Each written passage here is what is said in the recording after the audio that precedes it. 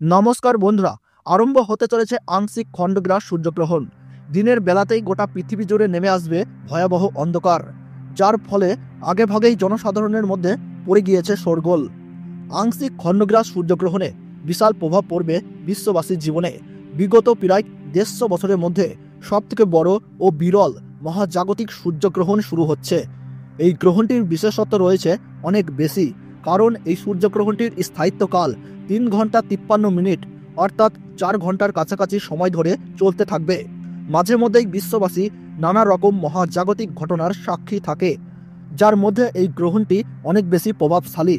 তো বন্ধুরা, ভারতবর্ষ ও বাংলাদেশের কোন কোন জায়গা থেকে দেখা যাবে এই গ্রহণটি, তার পাশাপাশি ভারতবর্ষ ও বাংলাদেশের সময় অনুযায়ী এই গ্রহণটি কখন শুরু হবে এবং কখন শেষ হবে, গ্রহণের মধ্য সময় কখন থাকছে, কতক্ষণ পর্যন্ত গ্রহণের প্রভাব, সূতককাল কখন থেকে শুরু হচ্ছে, গ্রহণের সময় কি কি নিয়মকানুন আপনারা পালন করবেন, বিশেষ করে গর্ভবতী মহিলা ও শিশুরা এই সময়ে কি কি করবেন আর করবেন না।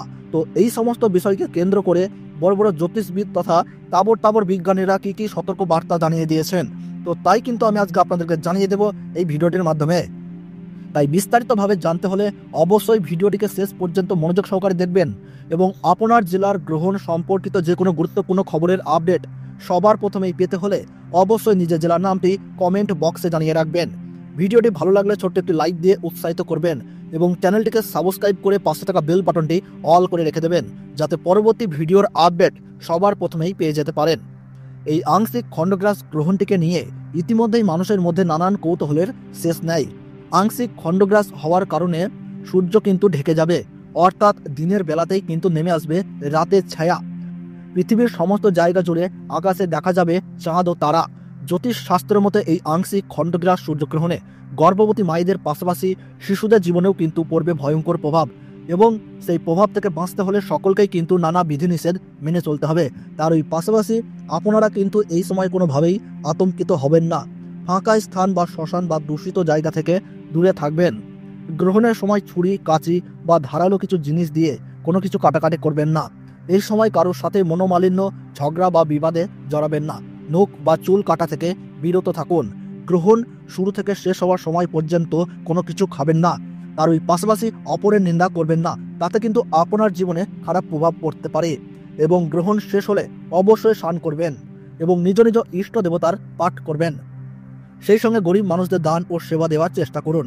পারলে পশু পাখিদেরকেও খাবার দিয়ে তাদের সেবা করুন, তাতে এই গ্রহণের অশুভ প্রভাব থেকে রক্ষা পেয়ে সফলতা পাবেন।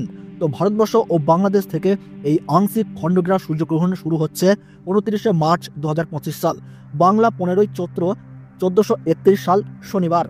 ভারতবর্ষের সঠিক সময়সূচি অনুসারে এই আংশিক খণ্ডগ্রাস সূর্যগ্রহণ শুরু হচ্ছে দুপুর 2:21 এবং গ্রহণ সমাপ্ত হচ্ছে সন্ধ্যা 6:14 এবং গ্রহণের মধ্য সময় থাকছে বিকেল 4:17 এবং বাংলাদেশের সঠিক সময়সূচি অনুসারে এই আংশিক খণ্ডগ্রাস সূর্যগ্রহণ শুরু হচ্ছে দুপুর 2:51 এবং গ্রহণ পুরোপুরিভাবে সমাপ্ত হচ্ছে সন্ধ্যা 6:44 এবং গ্রহণের মধ্য সময় থাকছে বিকেল 4:47।